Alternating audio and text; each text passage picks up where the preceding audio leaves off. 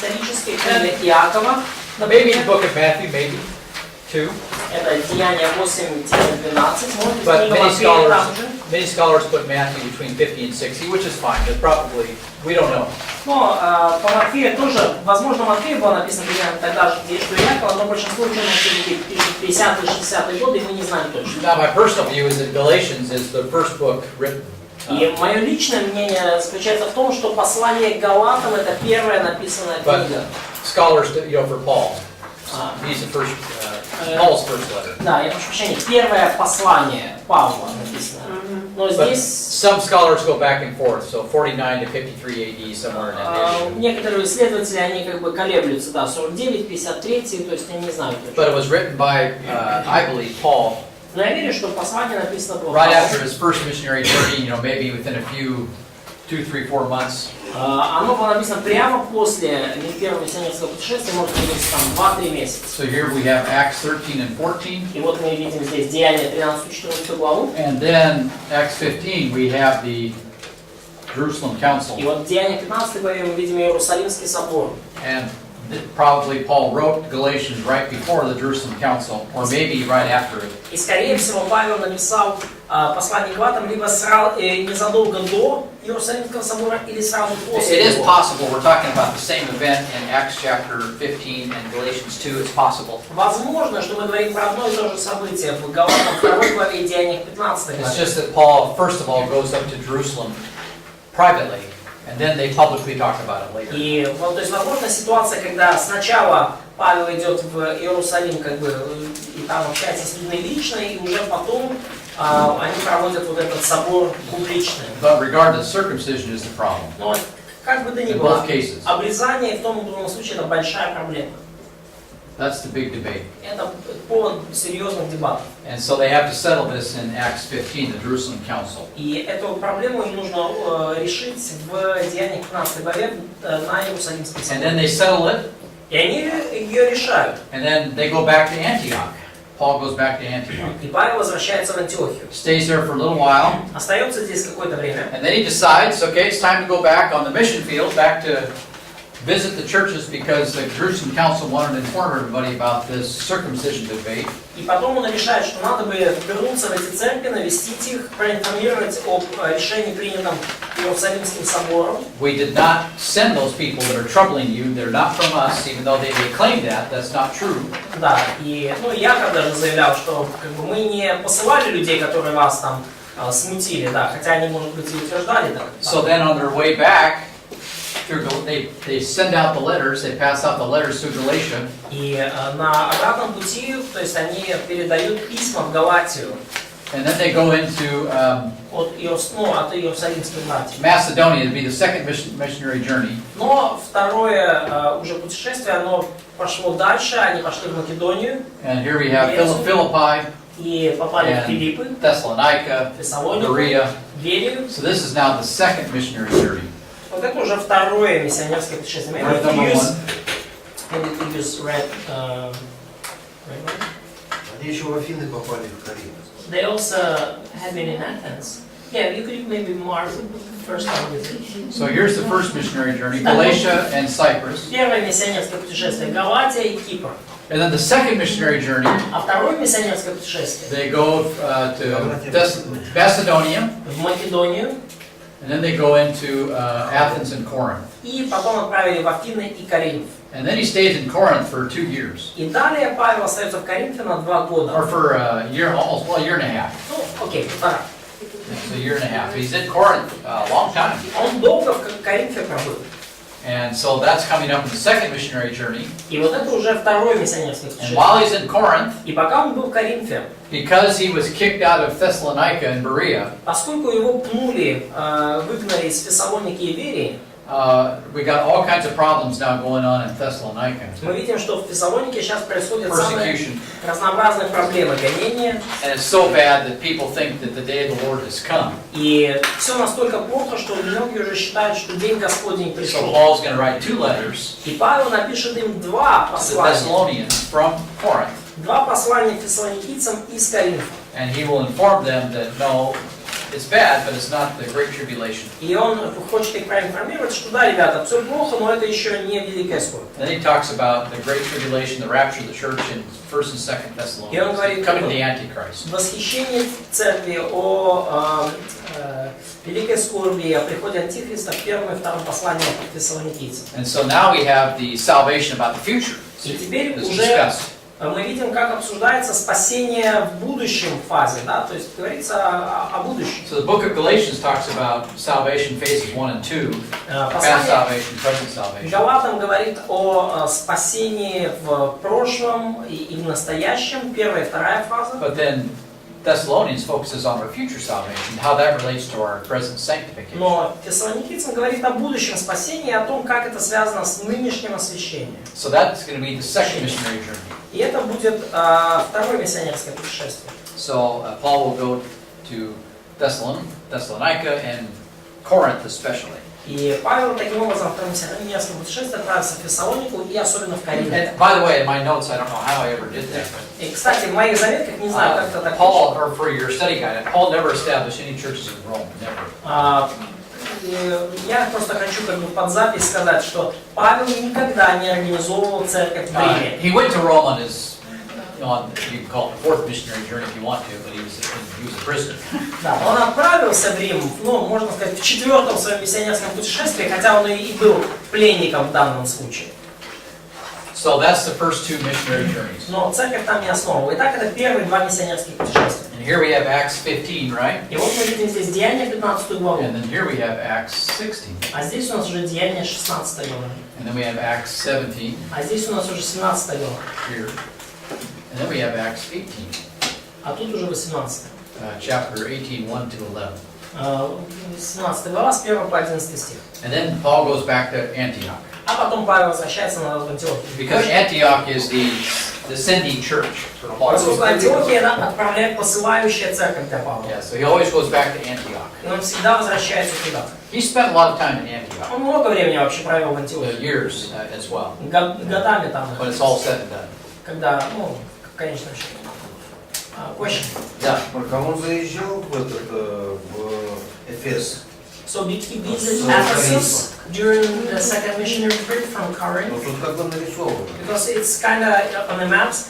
Well, he just went there briefly. Он буквально на чуть-чуть туда But the заехал. third missionary journey is Ephesus primarily. We'll discuss that. Третье миссионерское путешествие было в основном сосредоточено So he went to на Ephesus. Ефесе. Before he went to Antioch, he went to Ephesus first briefly as a scouting trip. Перед тем, как вернуться совсем в Антиохию, он заскочил в Эфес с таким обзорным визитом. And then he finally went. Да, во втором. But then the real Ephesus mission was not till the third one. Но реальная миссия в Эфесе началась именно в третьем миссионерском. We haven't got there yet, so we'll Мы get еще to до that. этого не добрались. Okay, yeah, question. Сколько длилось первое вот его путешествие по времени? Это сколько было? How long the first missionary journey took? Yeah, I'm not exactly sure. It's a good question. We know from the dates that I gave you yesterday, Хороший вопрос, я не уверен до конца. maybe 1 or 2 years. Может быть год, может быть два. And it's a Да. good А то, что question. описано, что он 3 года был в Иерусалиме. И It says so in the 15 text. Да. Oh, yeah. So He was just briefly in Jerusalem. Да, он в Иерусалиме был очень кратко. Yeah, okay, very. 15 дней, но 3 года он искал, как бы, чтобы с Петром пообщаться. Это относится к первому путешествию или... Каких 15? That was before. Would be before then. Это все до того. So Yeah. it's even before the chapter. До первого It's путешествия. 3 years and 14 years. Like 3 years in Damascus, probably he said, or in Arabia. Yeah. And then the 14 years, I believe, is actually closer to the Jerusalem Council. So like, But it's debated. I looked at it seriously in seminary. It's almost inconclusive. да, ну, там речь идет о 3 годах, которые он провел в Аравии, в послании Галатам, и о 14 годах, которые, ну, вот тут вопрос, да, с момента, ну, позиция Марка, что это от обращения до там Иерусалимского собора. Yeah, it may have been the same event too. It's very possible. То есть это могло быть, ну, то есть, но это все время до еще этих путешествий. Ага. If there is a problem verse, that we have, the more complicated the answer, the less confident I am in it. If you get a really complicated Да, answer. ну и вообще в отношении таких сложных отрывков, датировок, я могу сказать так. я привык так, чем сложнее ответ, тем меньше я ему доверяю. It's better to go with a simpler explanation. Чем сложнее разъяснение, тем оно для меня подозрительнее. And the simpler explanation in my mind is that Acts 2 and Acts 15 and Galatians 2 are pretty similar. Let's just.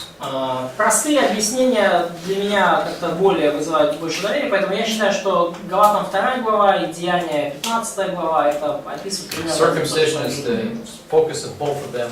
Поскольку обрезание было фокусом в обоих. Paul brought Titus to Jerusalem as a test case privately first. Привел Тита в Иерусалим как такой учебный образец And then в частном they порядке. didn't circumcise him. И они его не обрезали. And so then Paul probably goes back to Antioch. Okay, we're good. И потом Павел вернулся в Антиохию, скорее всего. But then Galatians blows up. Он потом у Галатов поехала крыша. And then we got people coming down from Jerusalem. Now you have to be circumcised. И потом начали приходить какие-то люди из Иерусалима, говорить, что вам надо So then they обрезаться. all talked about it in Jerusalem. И вот они об этом решили всерьез поговорить в Иерусалиме. So, but I think they're pretty close to the same. They're probably the same event, but I can't prove it. So. Да, ну поэтому я думаю, что эти два события были близки. Может быть, это даже одно событие, я не могу это доказать. We got so much historical information. It's frustrating because we have so much historical information in Galatians, but we can't date it. It just. Да, но это It's так frustrating. расстраивает, потому что у нас столько исторической информации по книге Галатам, но мы не можем при этом ее датировать. Yeah. Это расстраивает. Yeah, it's really strange. Yeah. Странно. Questions, hold on. Вопрос. Yeah. Вова, Я потом Массер. не зовсім зрозумів, це є роки написання тут де дата, типа з 48-го там до 49-го, чи це приблизно в таких роках воно було Какое написано? 48-49? Ну от будь-яке. Фессалоникийцам? Без різниці, от даже Луки там 60-62, там, або 2 Коринтяна 56-57. Це як роки написання, Да. чи це рік, в якому було написано либо цей, либо той там? Я не понял. Тобто, якщо подивитися Матфія 50-60, це 10 років писалася ця Нет, книга, это, чи це это примерно разбежка в предполагаемых датах. Ага, То все, есть мы не знаем точно. Yeah, the scholars think so. Это разбежка в версиях, которые выдвигают разные исследователи. То есть не значит, что оно столько писалось. Ну, по крайней мере. I'm just a farmer, you know. Да, я просто фермер. Yeah. Ну, то есть вопрос экзамена есть такой. В Галатии Павел основывал церковь первого путешествия. Это правильно? So there is an exam question that Yeah. Paul founded churches in Galatia. Primarily Galatia, but also Cyprus. Да, но также He didn't really establish churches in Cyprus, but Ну, he Кипр, два was there. города и Галатия там. Но в Кипре там не факт, что там основались церкви, но As far as we know, maybe he did, вот but он it's not сделал. mentioned. Ну, да, не упомянут. Also keep in mind Давайте, the book of Acts blows through, you know, a lot of years very quickly, 30 years. Да, и помните, что книга Деяний, она описывает там очень большой промежуток времени, очень быстро, там So a промежуток lot of 30 лет. details are not there. Поэтому многих деталей там нет. Paul talks about a lot of struggles that he had that we don't even know about in 2 Corinthians. Павел во 2 Коринфянам описывает многие свои страдания, о которых мы даже не знаем ничего. He was shipwrecked several times. Например, что он переживал кораблекрушение несколько раз. Yeah, so not just a trip from Rome to Rome was not his only То есть troubled trip. кораблекрушение по дороге в Рим это был не единственный, так сказать, проблемный запой, He was проблемный путешествие. Put in prison many times, Да, его многократно помещали. The Jews whipped him several, like I forget now, like 5 times I think. Whipped Евреи him. вроде бы там 5 раз били его бичом. That's 39 times minus 1. Это там 39 раз минус 1. So, it's just, when did these all take place? Acts does not mention. Поэтому много чего не упомянуто в деяниях, да. Оббичевание может быть только уже после суда. So, but could whipping happen only after the court decision? What's that? Whipping, like beating by the whip. Could it happen only after the court decision? Oh yeah, we're going to see more. Да, увидим. Chapter 16. 16 глава. Да, там будет Paul решение. goes in prison, they put him in jail. Павла посадили в тюрьму. He was, but a lot of problems. The first missionary journey might have been the worst, so I don't know. Но первое миссионерское путешествие, наверное, было самым трудным, я не знаю. Second missionary journey, Paul gets out of town. Да, во втором миссионерском путешествии Павел обычно просто удаляют подальше из And it's города. almost like Timothy and they're trying to get him out of here. You know, То есть, как, да, Кто? Тимофей. yeah. Филиппов And Timothy stays back and they protect Paul. То есть, как Тимофей вроде как остается в городе, защищает Павла, а Павла пытаются как бы, ну, побыстрее из города. Yeah, the first missionary journey is like Paul just got the snot beat out of him, and the second missionary journey, you know, they're protecting him more. Да, в первом миссионерском путешествии из Павла, походу, там выбили все, что только можно, вот во втором они его уже больше защищали. So, and then he goes to Corinth, he's scared, he's shaken. И потом он идет в Коринф, ему страшно, он боится. But it had no problems. Но там проблем вообще нет. As far as we know. Ну, You know, по-нашему personally, называется. with physical beatings. Ну, по крайней мере, с физическими избиениями. Yeah. So, dirty Gentiles were not as aggressive as religious Jews. Well, they were pretty wild. You're right, but the Gentiles in Thessalonica are going to put him in jail. Да, ну я так скажу, грязные язычники в Коринфе, они не столько им проблем, как религиозные люди. Они говорят, ну как бы да, но в Фессалонике язычники его таки посадили. Okay, let's turn to Не, Филиппов Maybe посадили. in Philippi. Филиппов посадили. Philippi. Did I say Thessalonica? Yes, Philippi. They put him in jail. Филипп. Thessalonica, he was run out of town. Yeah. В Фессалонике он вовремя сбежал. Да-да-да, он побежал. Он побежал дверью оттуда. So I would, I just could imagine how would, if Paul would write prayer letters right now, like raising support, what would be like the Well, he was supported, but he also worked too.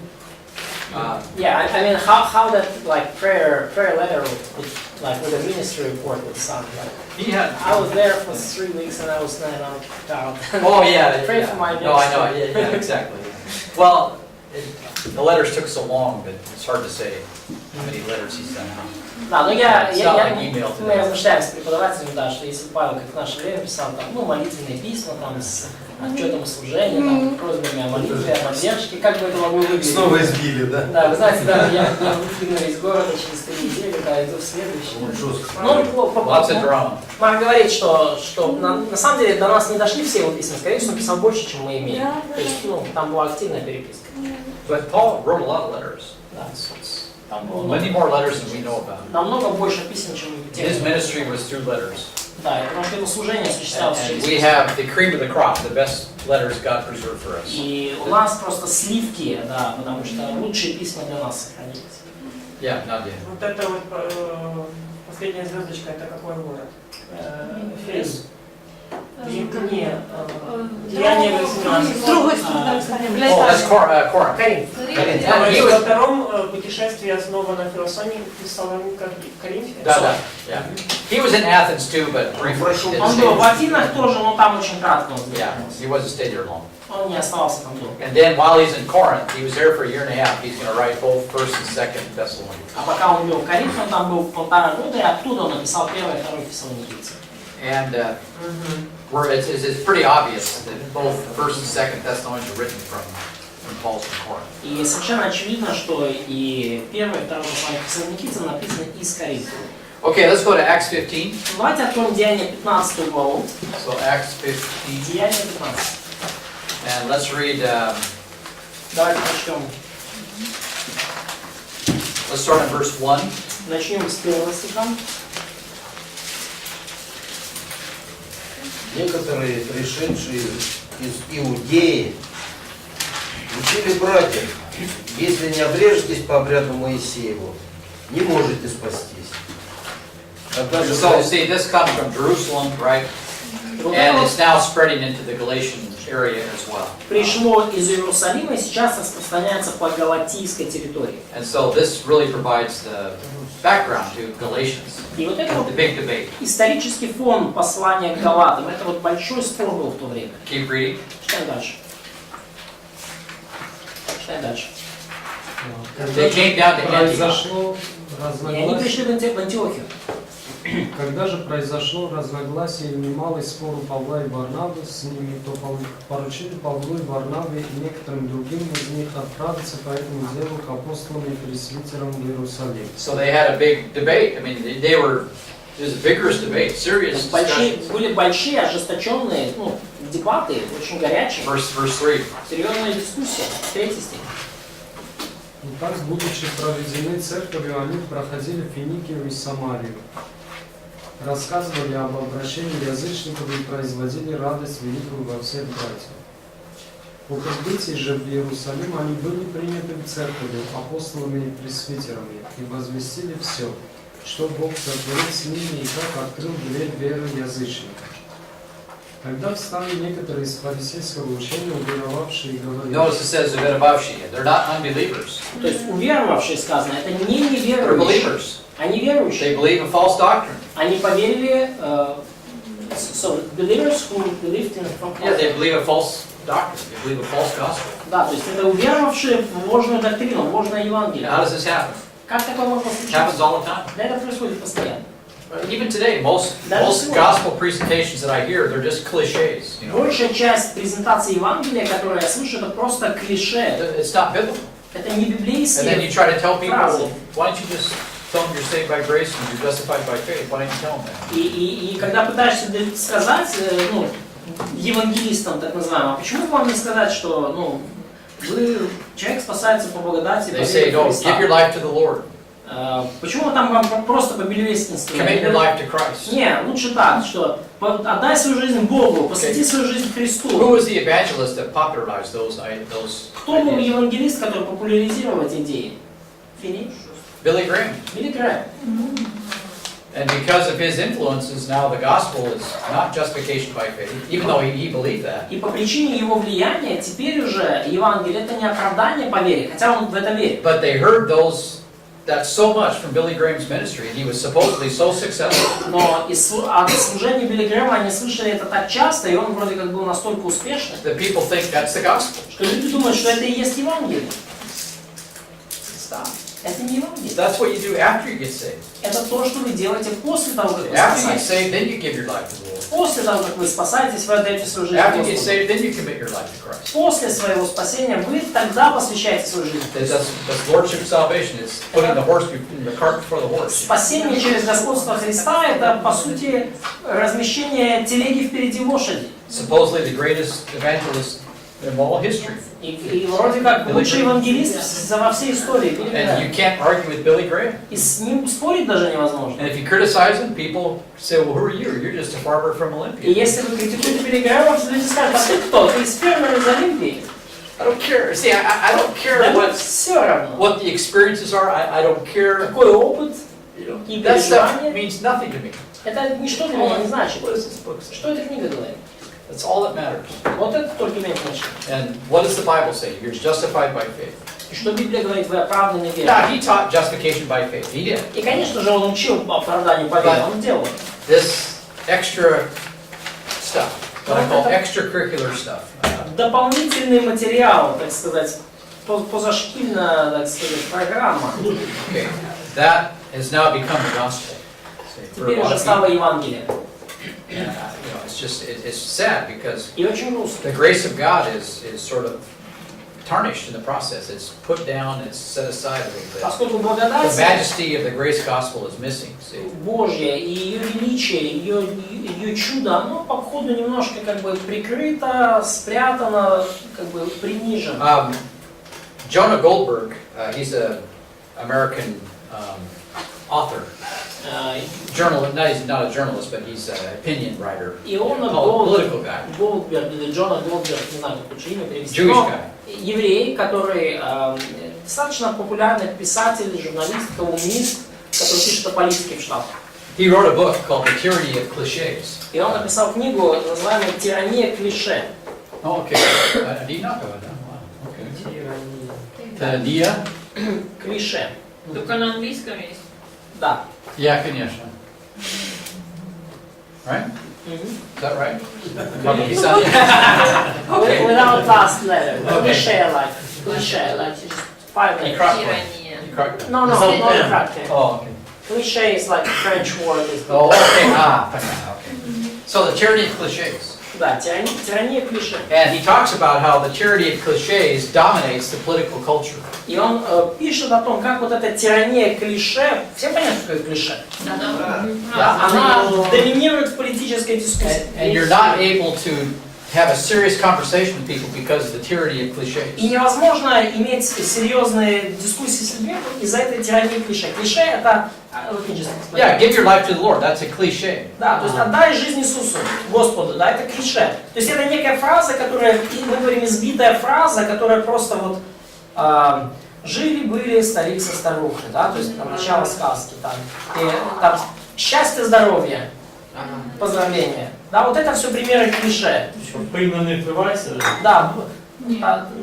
Короче, шаблон. Это не то? Да, то есть нет, ну да, ну это тоже немножко. Да, Банально. шаблонные фразы, такие стандартные, уже заезженные, которые все закидывают и думают. If you're conservative politically, you're a Neanderthal. You know, that's a cliche. The end of... If you are conservative politically in America, you're considered a Neanderthal. то есть если Neanderthal. как мыслите как консерватор, вас думают как неандертальцы в Америке. Conservatives in Europe are different than conservatives in America. Ну и вообще консерваторы американские и европейские, они разные. Okay, but anyway, these cliches dominate the TV. Эти клише, они повсюду на телевидении. TV is short. Телевидение вообще это жанр очень кратковременный. Да? You can't say much on TV. Невозможно много сказать по телевизору. The TV empties the mind, folks. И телевидение, вообще говоря, опустошает разум. Clint Eastwood, you know Clint Eastwood? Клинт Иствуд, знаете? Okay, well, he has perfected getting as few words as possible into a movie. Довел до совершенства вот этот навык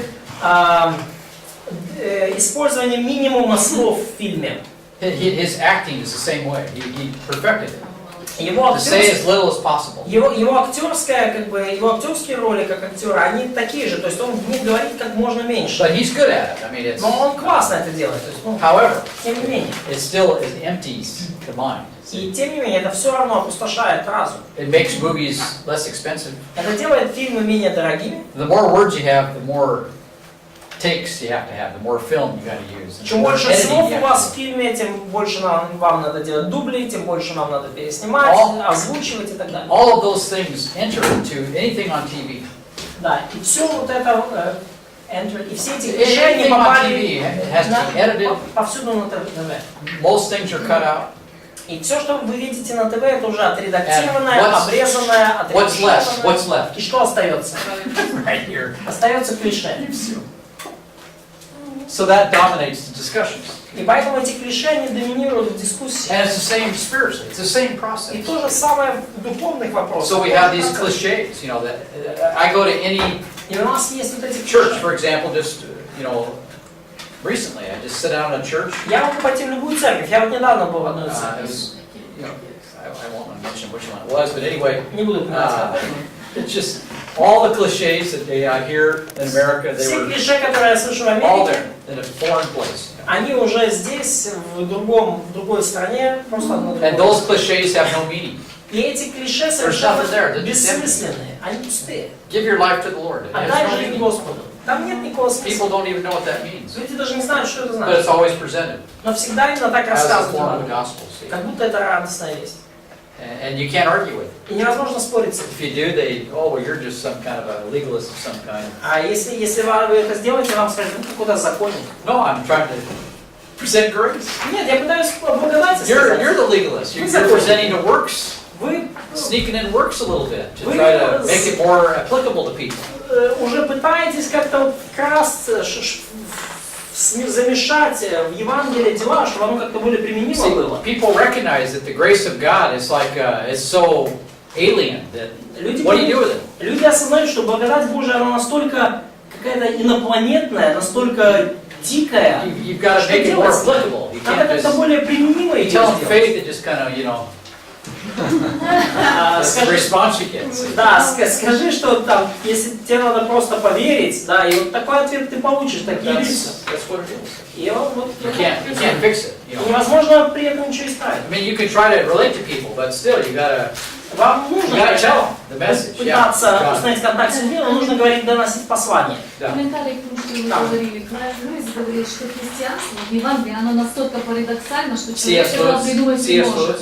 Ah, C.S. Lewis. Yes, C.S. Lewis said that the gospel is so much it's so alien, like Yeah. you said, that it's one of the proofs that it's true. Yeah, exactly. Human cannot make it up. That's a testimony, Потому see. это правда. And Да, then, это yes, yeah. свидетельство, да. And then when you make it more applicable, you use that, you lose the testimony. This is from heaven. И когда вы пытаетесь сделать его более применимым, да, более практичным, то вы теряете это свидетельство, которое пришло с небес. So you got to be careful about these things, and the cliches, you know. Вам нужно быть внимательными с этими вопросами, вот с этими всеми клише. There was a Christian movie, everyone was talking about how good it was, and И был христианский фильм, и все вокруг говорили, it was pretty good, you И know. он действительно хороший, почти. And it was the God is not dead, the first one. Да, это Бог не мертв, первый фильм. All the cliches were there. Но все клише были там. And then the end of the movie И в конце фильма ends up at a Christian rock concert. You know, там показывают христианский рок-концерт. as if that was like the whole focus of that movie. We're heading toward a Christian rock concert. Как будто весь фокус фильма был, вот все развитие действия вело к христианскому рок-концерту.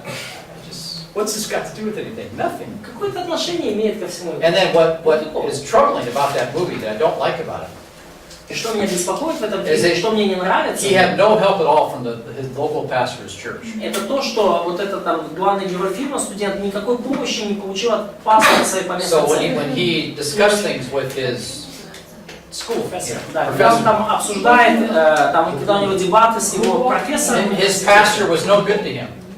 He had to look at other books, and его пастор ничем не может ему помочь, ему надо там in какие-то fact, книги. the pastor presented to some guy who can't even start his car. You know, that's, Пастора показывают как человека, который не может машину завести. and then they put this into like a, you know, kind of like a miraculous, you know, God is working behind the scenes type stuff. You know. Да, но а потом это показывают как будто там чудесным образом Бог где-то работает там за кулисами. And I can tell you personally, Я могу сказать лично, да. личного опыта. when I was at Evergreen State College, when I was at the Evergreen State College, Когда я учился в колледже штата Evergreen State, yeah, I had straight Marxist teachers, ecology teachers. They believed this stuff. They у were меня real. были очень такие убежденные преподаватели экологии, марксизма, они верили в то, что они Socialism, социализм, racism, all the stuff that, you know, социализм, расизм, все вот это, we're talking about today. все то, о чем мы говорим сегодня. People laughed at it back then. Now it dominates Europe and America now. Тогда I heard люди, it all. I heard it all. тогда люди смеялись над этим, а сейчас это уже везде повсюду, и я все это услышал. My first 2 years, I struggled greatly to have a ministry to talk to people. И первые 2 года я очень, мне тяжело было иметь какое-то служение в университете, And I говорить с людьми. picked up a few books from apologists like Francis Schaeffer that helped me a little bit. И я выбрал несколько хороших книг от апологетов, например, там Фрэнсис Шеффер, который очень мне помог. But it wasn't until I started going to Pastor Breckel's church. Но только тогда, когда я начал посещать церковь пастора And he Брэда, taught, you know, verse by verse, systematically. который преподавал стих за стихом, систематически, And after 2 years, Библию, и через 2 года I was able to have just a serious discussion with people. я был в At the состоянии end of вести this, серьезные we had to дискуссии. make a paper, Нам нужно write a было paper, написать make a работу, presentation. сделать презентацию. And my course was Liberation Theology, which Yeah. is popular now today too. It's More- a mixture of Marxism and Christianity, Да, то есть мой South America. курс назывался «Богословие освобождения». Это такая смесь христианства и марксизма, очень популярная в Южной Америке. And I used some of the materials I've read from Francis Schaeffer and some other good books that were good. И я использовал некоторые материалы, которые читал у Фрэнсиса Шеффера и у других авторов. I was able to talk about the Bible Но я, тем не менее, был в and how it состоянии relates to their lives personally because I had absorbed говорить biblical с ними material. о Библии, о том, как Библия связана с их жизнью, потому что я был в состоянии впитать это в своей There was like церкви. 60 kids, you know, in front of this, you know. И 60 студентов сидели передо мной. And I talked about progress, this thing that I talked about with you. И я говорил с ними о прогрессе, о They're том, all, что я they're all знаю. progressives. Они все были So I прогрессивны, said, называли себя where прогрессивными. does this come from? А я спросил, откуда, ребята, пришла идея прогресса? And then yet, you have no resurrection, so you're looking forward to a future that you're not going to ever make it. So Да, what's the point? но я дал вам понять, что вы ожидаете какого-то лучшего будущего, и при этом вы не верите в воскресенье. То есть вы ожидаете будущего, до которого не доживете. You're В чем taking прикол? a progressive view of history from the Bible, you cut it out the resurrection. То есть вы взяли прогрессивный взгляд на историю из Библии, вы вырезали оттуда при этом воскресенье. Why should I care about some future communist eschaton if I'm going to die and not make it there? Why should I care about И it? вопрос в том, зачем мне ожидать какого-то светлого коммунистического рая, если я умру и не доживу до него? This Зачем is мне? a Christian view of history. Это Прогресс — это христианский And взгляд only на makes историю. sense in a Christian viewpoint with the resurrection. И поскольку это христианский взгляд на историю, то он имеет смысл только когда там имеет место And then I gave the воскресение gospel. из мертвых. Потом я рассказал им Евангелие. And the suffering you go through this life is related to the future. Да, и я дал им понять, что страдания, через которые вы проходите в этой жизни, связаны с But будущим. in Marxism, you suffer and die, and that's it. Но в марксизме вы просто страдаете, просто умираете, и And все. then I die for some guy in the future that I'll never even know. И я умираю, мол, за какого-то человека в будущем, за каких-то своих That, потомков, that's a которых я вообще distortion. не You знаю. can't. It doesn't make any sense. Это бессмыслица, это глупость, So это искажение. I got done with it. I did it in 10 minutes. Я сделал And презентацию за everything 10 минут. that they believed, was under a tremendous assault. You could see it. И все, во что они Their верили, entire worldview was under attack. все их мировоззрение, вы могли видеть по их лицам, что этому мировоззрению был нанесен очень крепкий And then удар. when I finished it, every hand was raised И together. когда я закончил, все подняли руки были And the подняты. professors had to shut it down. И профессору пришлось просто закрыть дискуссию. We got to go on to the next one. We can't. Переходим к следующему. До свидания.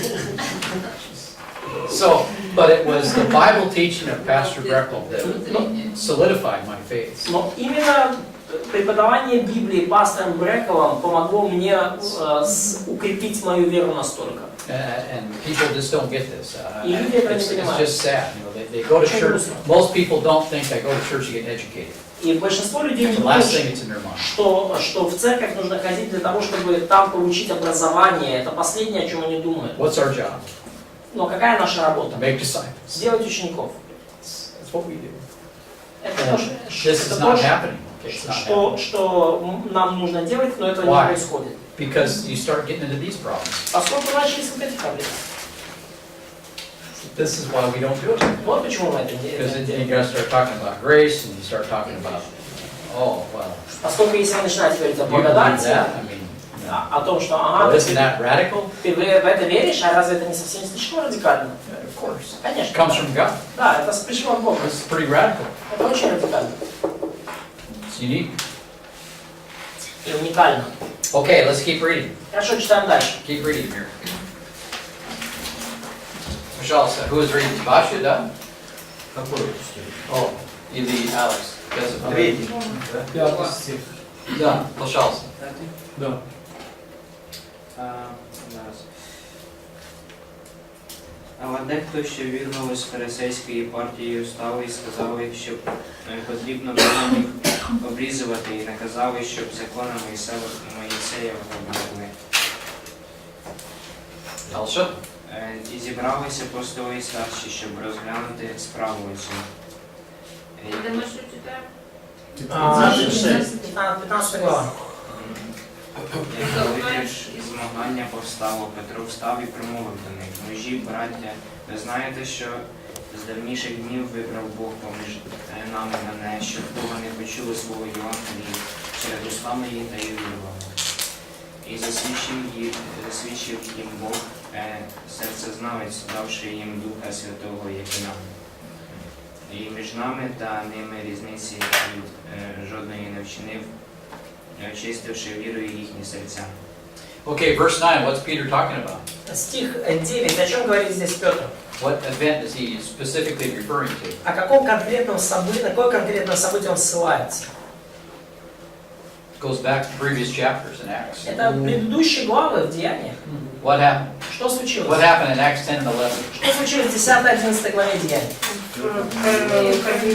Yeah, Cornelius became a believer. Корнилий стал верующим. And И it was witnessed he was received the Spirit because he spoke in tongues.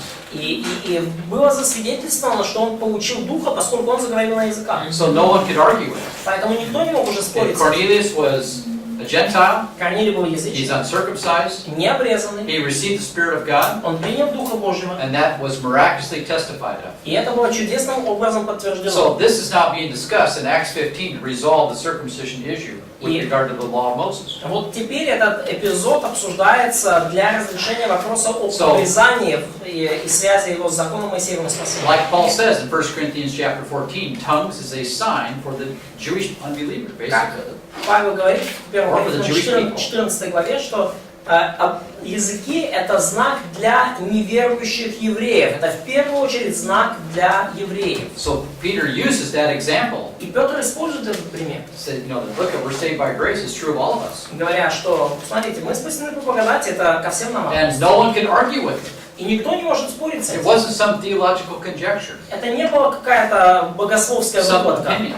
какое-то мнение. It was a fact. Это был факт. Cornelius was uncircumcised. He received the Spirit of God. Корнилий, We have будучи evidence of this. There were witnesses. необрезанным, получил Духа Святого, и это были свидетельства. That's what tongues is for. Вот зачем нужны языки. All this other stuff that people are talking about today has got nothing to do with what tongues is. Все остальное, о чем сейчас говорят люди по поводу языков, никакого отношения к этому не имеет. They ripped it out of context Вытащили из контекста. and they dominate people's lives И with теперь foolishness. они заполнили жизни людей пустотой и глупостью. Empty of content, empty of meaning. Пустота содержания, пустота значения. And you can't tell them. И ничего не должно делать. Ничего не может. Because then they think, well, you're unspiritual because you don't believe in tongues. You know? Поскольку потом человек скажет, как ты не духовный, поскольку не веришь в языки. Okay, verse 10. Стих 10.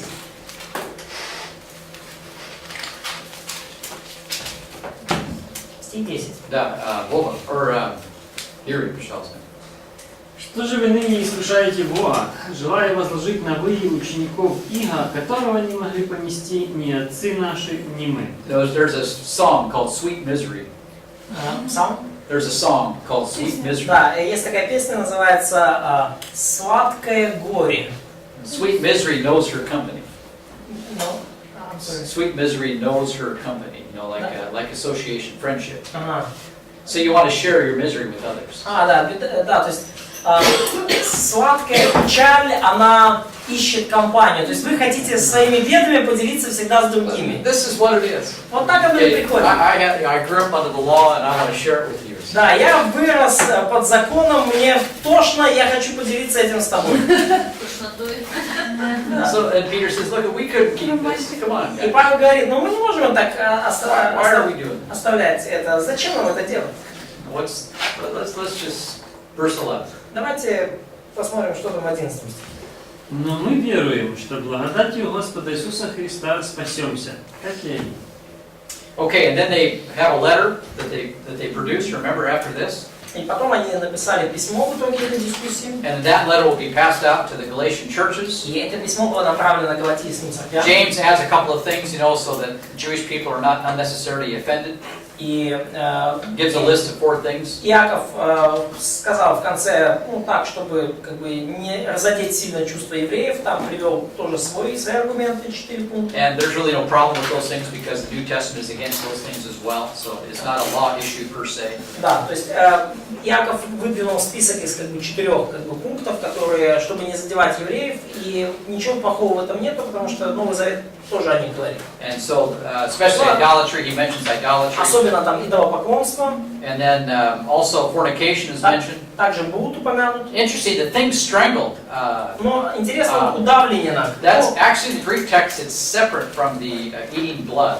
Но, кстати, в греческом тексте это отделено от поедания крови. Да? Remember, Noah said you can't eat the blood. You know, that goes back to Noah. Ною было сказано, не ешь крови. So that's a universal. Это универсальный закон, универсальный принцип. Не есть That кровь. still applies. Он до сих пор применим. But the thing strangled Но удавление could be like abortion, where people they would strangle their babies and kill them. It's possible. может быть, речь не о поедании удавления, а может быть речь идет именно об абортах, когда люди задавливали своих детей в утробе и потом просто выбрасывали. This is a difficult passage. It's not clear Трудный отрывок, не what очень he means ясно. by strangled. Что подразумевается под удавлением? You Понятна know, мысль? strangling animals is hard to do. Да, то есть, потому что удавленных животных вообще как бы тяжело готовить, и какой смысл с ними что-то делать? It's not easy. Да.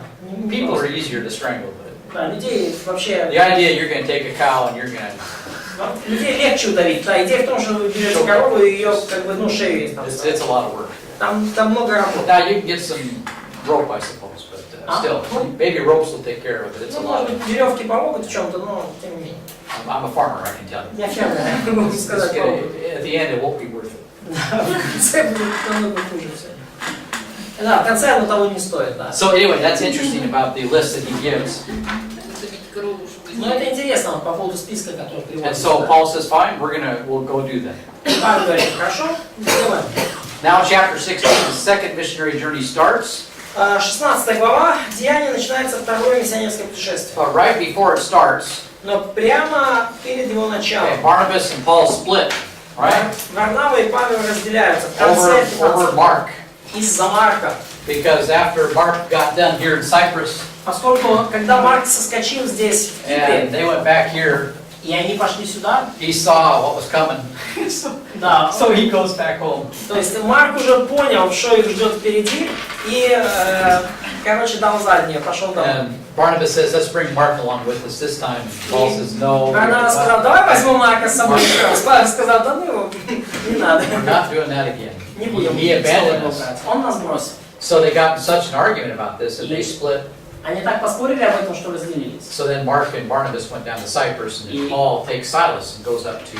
Варнава и Марк отправились на Кипр, а Павел, простите, взял And now Силу. Silas will become a very important person in Paul's missionary journeys because of this И situation. Сила или Силан по этой причине станет в будущем весьма важным компаньоном Павла в его путешествии. Silas actually replaces Barnabas here. Сила по факту заменил Варнаву. First and Second Thessalonians is written by Paul, and then Silas is mentioned in Timothy. Первое и второе Тимофею написаны Павлом, Силой и Тимофеем также. Because they're going to pick up Timothy on the way back through Galatia. That's coming up in chapter Поскольку 16. по пути через Галатию они там подхватят себе вот Тимофея, об этом говорится в 16. And then later on, we have a famous we passage И in Acts 16. И позже в Деяниях 16 главе мы встречаем вот этот знаменитый отрывок, где используется местоимение «мы». First time we see it. Первый раз мы это видим «мы» в And 16 who главе. is we? И кто мы? Luke. Лука. So Luke was probably picked up on the second missionary journey. Поэтому, скорее всего, Луку тоже взяли в команду на втором миссионерском So путешествии. now Luke is he's an eyewitness of everything from Acts 16 to the end of the book. Да, и с этого момента, с Деяния 16 главы до конца книги, Лука является очевидцем всех происшедших Before событий. that, Luke is picking up materials from others. До того Лука просто брал и обрабатывал материалы других. When did he do that? Когда он это сделал? Когда у него было время обработать First of all, he's with материал? Свидетельств. Во-первых, он был с Павлом. But Paul was in prison for 2-3 years in Caesarea, Jerusalem. Но в Кесарии в 60-62 году Павел находился в тюрьме 3 года. What do you think Luke's doing? Как вы думаете, чем в это время He's занимался talking to Лука? people. Он разговаривал с людьми. He's getting his sources together. Он собирал Okay, вместе what happened источники. here? He's going to write the Gospel of Luke. И он написал Евангелие от Луки. So he spent, a year, 2 years in Jerusalem talking with everybody. Он потратил год-два в Иерусалиме, со всеми разговаривая. Put together his own book. Собирая вместе всю свою книгу. And, it has some other details that other books don't have. И там есть детали, которых нет в других книгах. And Luke is, the 3 synoptic gospels, Luke is the most gracious gospel. И из 3 синоптических Евангелий, Евангелие от Луки самое такое исполненное благодать. And it's almost like in some cases where he realizes that people are having debates about certain passages in Scripture. И выглядит так, как будто он в каких-то местах понимал, что люди So спорят об he определенных goes to the отрывках sources and Писания. talks to people. Okay, what happened here? И он шел к источникам, к первоисточникам, к свидетелям и спрашивал людей, так что And там произошло. he adds some extra information that И он helps resolve some of these problems. добавляет некоторую дополнительную информацию, которая разрешает вот эти споры, эти проблемы. One of them is the passage where Jesus talks about the sower of the seed. Например, отрывок, где говорится о сеятеле и семени. If you read Matthew, Когда вы читаете Евангелие от you would Матфея, assume that вы предполагаете, only one was saved. что только один из 4 был спасен. But when you read Luke's version of Но it, когда вы читаете Евангелие от he Луки, actually makes it very clear that we have 3 categories of people who are saved, and the first guy is one that's not и saved. вот очень ясно становится, что у вас 3 категории спасенных, 2, 3, 4 почва, и только первый на каменистую, это не First guy, the спасен. devil took away his seed. Первый это тот, у He's кого not saved. да, дьявол украл семя, а этот не спасенный. The second group is believers. They believe, Второй это верующие, которые But they got- поверили, they fell away in temptation. но впали в искушение. And the third one is where they get strangled out by the world. Это те, кто попал в обольщение миром. And the last one is someone who's productive. И только последняя, 4 группа это продуктивные. So, Luke kind of was asking more questions. Поэтому Лука задавал больше вопросов. And by the way, Luke opens up. I've investigated everything thoroughly. И Лука начинает с того, что говорит, что я все детально He's изучил. a doctor. Он доктор. He does leave out, I think, I'm pretty sure Luke is the one that leaves out physician, heal yourself. He doesn't mention that. И я думаю, he put it by himself, like... No, he did not include that one, where people made fun of Jesus, physician, heal yourself. И он единственный, кто не включил в свое Евангелие вот эту вот фразу, которую дразнили Иисуса, что, мол, врач исцели самого себя. Он не включил это. But Luke, because of his medical profession, Но Лука, по причине своего медицинского the профиля, relationship between the medical, really, Luke is the foundation for our modern medical view of the world, how to minister to people. то можно сказать, что Евангелие от Луки — это основание для нашего нынешнего взгляда на вообще медиков, врачей и то, как врач служит этому миру. The concern for healthcare. Вот эти все переживания об защите здоровья. Where does that go back to? Откуда это It goes все? back to Luke.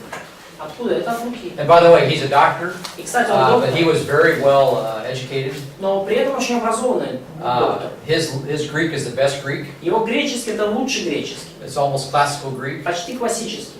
And he gives a very interesting discussion about the trip to Rome. И он And he очень knew all about sailing. интересно рассказывает про дорогу Павла в Рим. Он знал очень много о мореплавании. And then he knew all the names of the places properly, where Paul Знал went, точно все названия мест, куда отправлялся Павел. which became critical in the 1800s. И в 19 столетии этот вопрос стал ключевым, очень важным. Where before this time, some German scholars were saying the book of Acts was written late, Поскольку 3rd century, not by Luke. до этого времени некоторые немецкие исследователи говорили, книга Деяний, она написана намного позже, и не Лукой, а кем-то другим. English scholar believed that initially. Изначально английские ученые в это верили. Then he went to Turkey, И они отправились в Турцию. and he studied seriously the historical background of what happened in Turkey. И серьезно изучали исторический фон, да, что во время событий первого столетия происходило в Турции, And в he Малайзии. realized that Luke was using first century names. И они осознали, что Лука использует названия мест, принятые именно в первом It столетии. could not have been written in the 3rd century because all the names had changed by then. Это невозможно было написать в третьем столетии, поскольку все имена, все названия населенных пунктов уже поменялись к тому. And then he says Luke was the greatest historian of the ancient world, and he got done. И потом они после окончания исследования сказали, что Лука — это, наверное, лучший историк древнего So the мира. historical Jesus in Luke is a very serious document. И исторический Иисус в книге Евангелия от Луки — это очень, This book is too the book of Acts. явно видно, это очень классный документ. И также, это же можно сказать, историчность может подтвердить книга Деяний. So chapter 16, he's gonna get into Thessalonica. И Деяния 16 главе мы видим, что они отправляются в Фессалонику. So he goes to Philippi, gets put in jail there briefly. Они, во-первых, сначала оказываются в Филиппах, там попадают ненадолго в тюрьму. We read that yesterday, Мы читали об этом вчера. and that's where there was that fortune teller that followed Paul. Там была вот эта девушка-прорицательница, которая там что-то там вякнула Павлу. And Paul shut that operation down, and then И Павел сделал так, что она замолчала, they put him in jail. и они его за это посадили в тюрьму. Then they beat him up, И потом они побили. but Paul is a Roman citizen. You cannot do that to a Roman citizen Они хотели, точнее, их побить, но Павел римский гражданин, он сказал, вы не можете так поступать с without римским trial. гражданином, без суда. That tells you that here Rome has no control. И это дает вам понять, что вот в этой территории, на Малой Азии, Рим вообще не имел никакого It's all контроля. just on paper. Да, It's a wild place. там было дикое место, там римские законы не It's работали. just all on paper. Да, все было лишь на бумаге. So now Paul uses his Roman citizenship to Но protect him. в Филиппах уже Павел использует свое римское гражданство для своей защиты. And then they let him go. But the church of Philippi was established. Но церковь в Филиппах, тем не менее, уже была основана. And the Philippian church was Paul's favorite church. И филиппийская церковь была самой любимой у Павла. And they supported him И они поддерживали for его years. годами. And so they took care of him. И они заботились о нем. And so the Philippian church, very good church. И филиппийская церковь очень-очень хорошая. So then Paul goes to Thessalonica. И потом Again, Павел отправился в it's Фессалонику. repeating all over again the same things in Galatia. И все то же самое, что было в Галатии, там повторилось с точностью до... But he escapes. Но, тем не менее, Павел умудрился уйти. Then he goes to Berea. Проблем физических, пошел в Берию. And then Timothy, and then he has to leave Berea because they follow him there.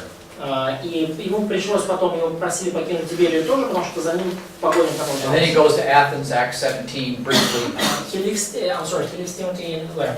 Thessalonica. Да, и перед этим, кстати, он оставил Тимофея в Фессалонике. И Потом он пошел в Афины.